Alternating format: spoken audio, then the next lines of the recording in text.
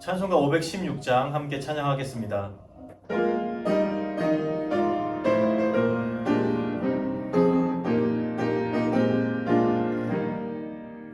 옳은 길 따르라 의의 길을 세계 만민의 참된 길 이 길 따라서 살 길을 온 세계에 전하세 한 백성이 나갈 길 어두운 밤 지나고 동튼다 바람빛 보아라 저비 주 예수의 나라 이 땅에 곧 오겠네 오겠네 주 예수 따르라 승리해 세계 만민이 나가 길과 진리요 참 생명 항상 번을 부수고 다 따르라 합격만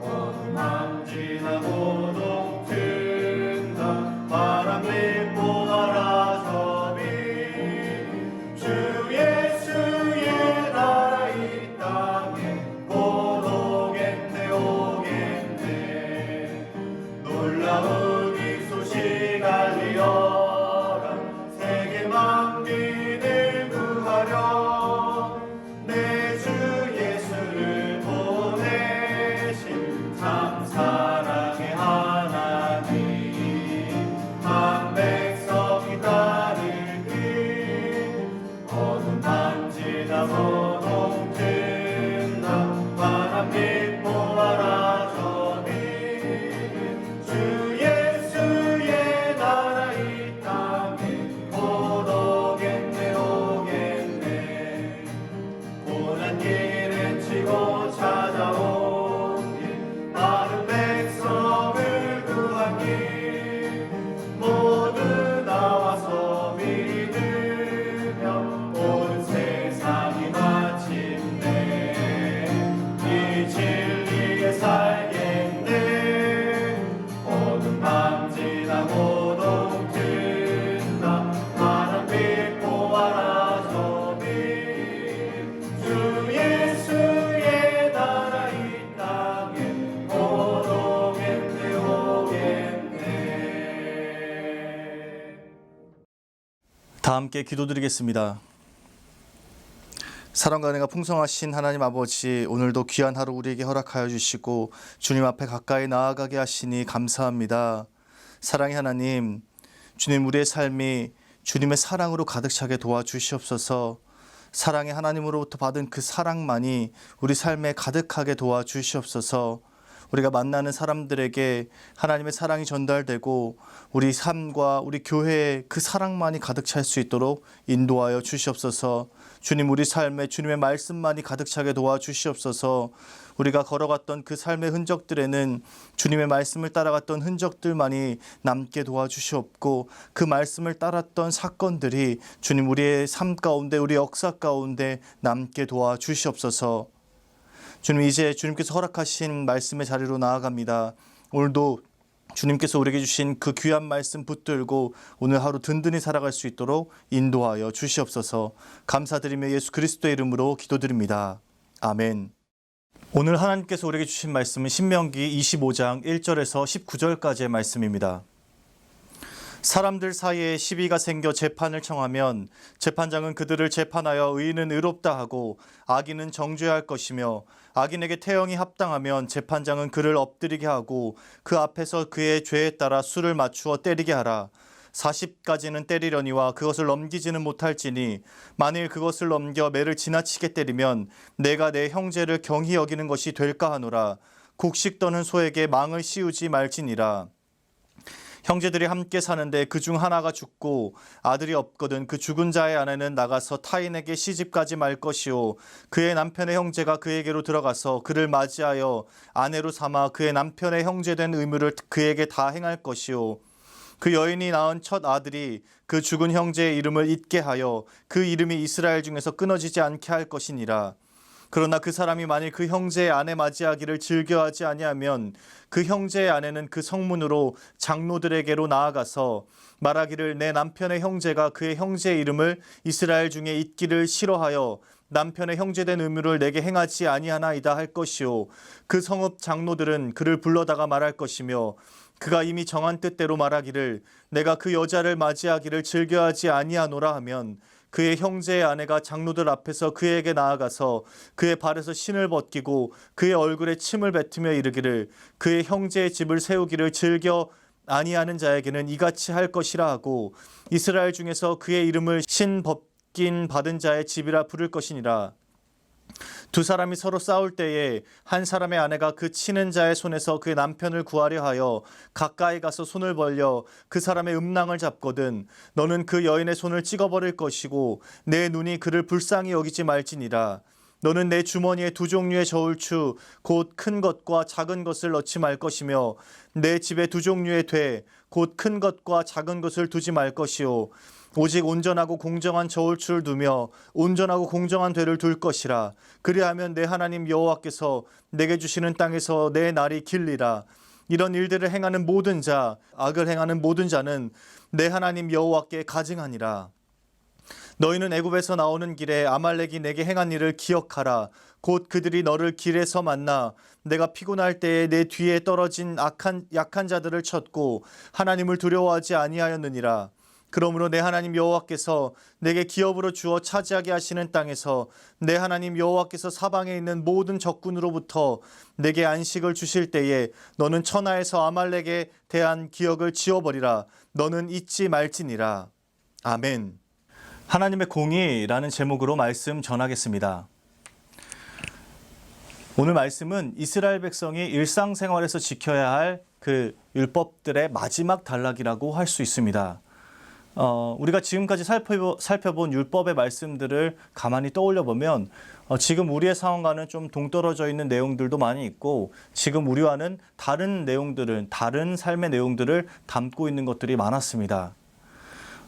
그리고 우리는 복음이 주어진 이후의 삶을 살아가는 사람들이기 때문에 엄밀하게 말하면 율법의 그 정신들은 이어가야 하겠지만 그 율법 조항을 지키는 것에는 또 자유로운 것이 사실입니다. 그런데요, 그럼에도 불구하고 오늘 기록된 말씀 중에서는 지금 오늘날의 상황과 별반 다르지 않는 율법이 등장합니다. 오늘의 말씀을 가만히 살펴보면요, 수천 년의 시간이 흐르고 세상이 바뀌었다 하지만 인간의 본성은 참 그대로다라는 생각이 들기도 하는데요. 오늘 말씀에서는 하나님께서 특별히 하나님의 공의에 관한 내용을 우리에게 전하고 계십니다. 먼저 공정한 상거래를 하라라는 말씀을 하나님께서 우리에게 주셨는데요. 공정한 저울추와 공정한 되를 사용해서 상거래를 하라라는 말씀입니다. 모세는 레위기 19장 36절의 말씀을 다시 한번 언급하면서 상거래를 할 때, 사람과 사람 사이에 거래를 할 때 공정한 저울추와 공정한 되를 사용해서 상거래를 하라라고 말씀을 전하고 있습니다. 저울, 추, 그리고 되는 공정한 거래를 하기 위해서 만든 도구입니다. 물건의 무게를 재고 양을 측정해서 정확하게 거래가 오가도록 만든 도구이죠. 그런데 악덕 상인들이 물건을 사고 팔 때 이 도구를 가지고 속이는 행위를 했던 것입니다. 공정한 거래를 위해서 만든 도구를 가지고 속여서 부당한 이득을 취했던 것이죠. 이런 일들 우리 일상생활에서도 많이 겪게 됩니다. 지금은 어떨지 모르겠는데 제가 어렸을 때만 해도 이 되박을 가지고 속이는 경우를 저희 어머니가 종종 경험했던 일들이 있었던 것 같습니다. 한 되에 얼마 이렇게 해가지고 굉장히 큰 되박에 수북하게 쌀이나 곡식들을 담아놓고 팝니다. 그런데 실상 그 되박을 부어놓고 보면 그 안에 이만큼 차 있던 것을 발견할 수 있습니다. 과일을 사면 위에는 싱싱하고 좋은 과일들이 있는데 밑에는 다 문드러지고 썩어져 있는 과일들을 샀던 그런 경험들도 있을 겁니다. 성경에서도 이런 일들이 있었던 것입니다. 저울추를 속이는 일이 있었던 것인데요. 상인들이 이 두 가지 추를 가지고 다니면서 거래를 할 때 속였던 것입니다. 작은 추와 큰 추 이 두 개를 가지고 주머니에 넣어 다니고 가면서 물건을 살 때는 실제보다 무거운 추를 달아서 물건을 사고, 또 반대로 물건을 팔 때에는 실제보다 가벼운 추를 내밀어서 부당한 이득을 취했던 것입니다. 물건을 살 때, 소위 말해서 물건을 떼올 때는 실제보다 무거운 추를 저울에 다는 것입니다. 3kg만큼 쌀을 주세요라고 하고서는 실제로는 5kg 무게가 나가는 추를 다는 것입니다. 그러면 3kg 무게 값을 주고 사지만 실제로는 5kg의 무게에 달하는 곡식을 얻게 되는 것입니다. 그리고 반대로 물건을 팔 때는 가벼운 추를 저울에 다는 것입니다. 5kg을 팔 때 실제로는 3kg 나가는 추를 걸어놓고 물건을 파는 것입니다. 그러면 3kg의 무게만 나가도 이 저울이 평평하게 되면서 사는 사람들은 5kg의 저울추에 해당하는 물건값을 치르고 사지만 실제로는 3kg에 해당하는 물건을 얻게 되는 것이죠. 하나님께서는 사람들을 이렇게 속이는 행위를 가증하다고 말씀하십니다. 이방 종교의 음란하고 잔인한 풍속들만큼이나 저울추와 되를 속이는 행위를 싫어한다라고 말씀하고 계십니다. 그래서 하나님께서는 이들에게 명령하십니다. 공정한 상거래를 위해 같은 무게의 저울추를 달 것을 명령하십니다. 무게가 다른 추를 가지고 사람들을 속여 부당한 이득을 취하는 것을 금하신 것이죠. 온전하고 공정한 저울추의 원어는 공정하고 완전한 의로운 돌이라는 뜻입니다. 공정한 저울추를 사용하는 것이 하나님 앞에서 의롭고 완전하게 될 수 있는 길이다라는 뜻을 담고 있는 것이죠. 중요한 것은 공정한 저울추를 하나님께서 말씀하셨고 이것들을 법으로 규정하신 것입니다. 공정한 저울추와 공정한 되를 하나님의 말씀을 따라 사용하라는 것입니다. 우리의 형편에 따라 합리화시켜도 되는 문제가 아니라 하나님께서 법으로 주신 말씀, 명령이라는 것이죠. 공정한 상거래와 함께 등장하는 말씀이 재판의 상황입니다. 오늘 말씀에서는 명확하게 나와 있진 않지만 하나님께서는 이 재판의 상황에서도 공정한 재판을 행할 것을 명확하게 말씀하셨습니다. 공정한 재판은 공정한 상거래와 함께 하나님의 공의를 세우기 위한 대표적인 요소입니다. 하나님은 재판할 때 가난한 자라고 해서 또 돈과 권력이 있는 자라고 해서 편들지 말고 공의를 굽게 하지 말고 하나님의 명령에 따라 하나님의 말씀에 따라 공의에 따라 그 재판을 행할 것을 명령하셨습니다. 세상에는 친분관계 또 뇌물, 권력 등에서 재판이 불공정하게 진행되는 경우가 많이 있습니다. 재판이 공의가 아니라 욕심을 채우기 위한 도구로 전락한 경우도 많습니다. 잘못된 재판으로 아무 죄가 없는 사람이 죄인이 되기도 하고 큰 죄를 지은 사람이 무죄 판결을 받고 무죄한 자가 되는 일도 종종 일어납니다. 변호인이 누구냐에 따라 판결이 달라지기도 합니다. 전관예우라는 말이 당연하게 여겨지고 있는 것이 요즘 세상입니다.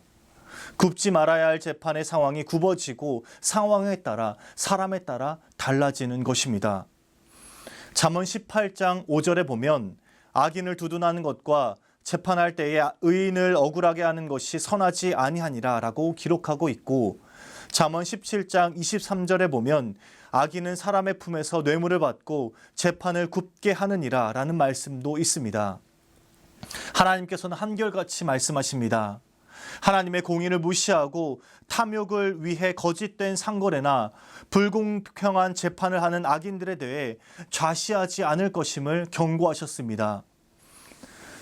사람들은 정직하고 바르게 행하는 것보다 적당히 거짓말하고 편법도 써야 더 잘 살 수 있다 생각하고 믿기에 불법을 저지릅니다. 다른 사람을 속여도 들키지만 않으면 된다고 생각합니다. 그렇게 적당히 속이는 것이 지혜롭게 사는 것이라 여기고 있습니다. 지금도 이런 일들이 비일비재하게 일어나고 있습니다. 코로나19로 인해서 마스크가 품귀 현상일 때 마스크를 대량으로 쟁여놓고 파는 사람도 있었고 수천 원의 웃돈을 얹어 파는 사람들도 있었습니다. 과거나 지금이나 타인을 속여 자신의 욕심을 채우려는 타락한 인간의 본성은 변하지 않습니다. 그러나 하나님께서는 우리에게 분명하게 말씀하십니다. 하나님의 공의가 우리 삶의 기준이 될 것을 명령하고 계십니다. 하나님께서 우리에게 공의를 명령하신 것은 사람은 속일 수 있어도 하나님은 속일 수 없다라는 뜻을 전하고 계신 것이기도 합니다. 하나님은 모든 것을 알고 계시므로 항상 하나님 앞에서 정직하게 살아가야 함을 강조하고 계신 것입니다. 사랑하는 수유자의 교회 성도 여러분, 하나님이 우리에게 요구하시는 삶이 한 가지 있다면 바로 하나님의 공의를 따라 살아가는 삶입니다. 생각하는 것, 행동하는 것, 마음속에 있는 것까지 하나님의 뜻을 따라 정직하고 온전하길 원하십니다. 정직과 공의 그리고 공정한 삶을 살아가는 것은 결코 쉬운 일이 아닙니다. 내 일이나 나의 가족들에 관한 일에서는 공정해지기가 더욱 어렵습니다. 공공연하게 이뤄지는 편법을 쓰고 한 번 눈 감으면 더 많은 이익이 생기게 되는데 그 유혹에서 자유롭기가 쉽지 않습니다. 그러나 그 순간이 우리의 신앙을 더욱 빛낼 수 있는 기회입니다. 그때야말로 내가 하나님의 사람임을 온전하게 드러낼 수 있는 기회입니다. 유혹과 탐욕이 우리를 강하게 끌어당기는 순간이 하나님의 얼굴이 나의 앞에 있음을 기억하는 중요한 순간이 될 수 있습니다. 언제나 주님 앞에서 우리에게 주어진 삶들을 하나님의 공의로 채워나가는 저와 여러분 되시길 주님의 이름으로 축복합니다. 그리하여서 사람은 속일 수 있으나 하나님은 속일 수 없다라는 이 말씀을 가지고 언제나 하나님의 얼굴이 나의 앞에 있는 것처럼 행동하시고 하나님 앞에서 정직하고 온전하게 되는 저와 여러분 되시길 주님의 이름으로 축복합니다. 사랑과 은혜가 풍성하신 하나님 아버지, 하나님의 공의라는 말씀으로 우리가 오늘 말씀을 나눴습니다. 주님, 우리 삶에 하나님의 공의가 온전하게 세워질 수 있도록 인도하여 주시옵소서. 사람들의 눈을 피해서 우리가 불법을 저지르고 속이는 행위를 하는 것이 아니라 언제나 하나님 앞에 있음을 기억하고 하나님의 얼굴이 나의 앞에 있음을 기억하고 하나님 앞에서 온전하고 정직한 삶을 살아갈 수 있도록 인도하여 주시옵소서. 한 사람 한 사람의 삶이 하나님 앞에서 온전하게 될 수 있도록 주님 역사하여 주시옵소서. 오늘 우리의 삶 가운데 하나님의 공의가 온전하게 세워질 수 있도록 주님께서 함께하여 주시고 동행하여 주시옵소서. 연하여 주님 가르치신 기도를 드리오니 하늘에 계신 우리 아버지, 아버지의 이름을 거룩하게 하시며 아버지의 나라가 오게 하시며 아버지의 뜻이 하늘에서와 같이 땅에서도 이루어지게 하소서. 오늘 우리에게 일용할 양식을 주시고 우리가 우리에게 잘못한 사람을 용서하여 준 것 같이 우리 죄를 용서하여 주시고 우리를 시험에 빠지지 않게 하시고 악에서 구하소서. 나라와 권능과 영광이 영원히 아버지의 것입니다. 아멘.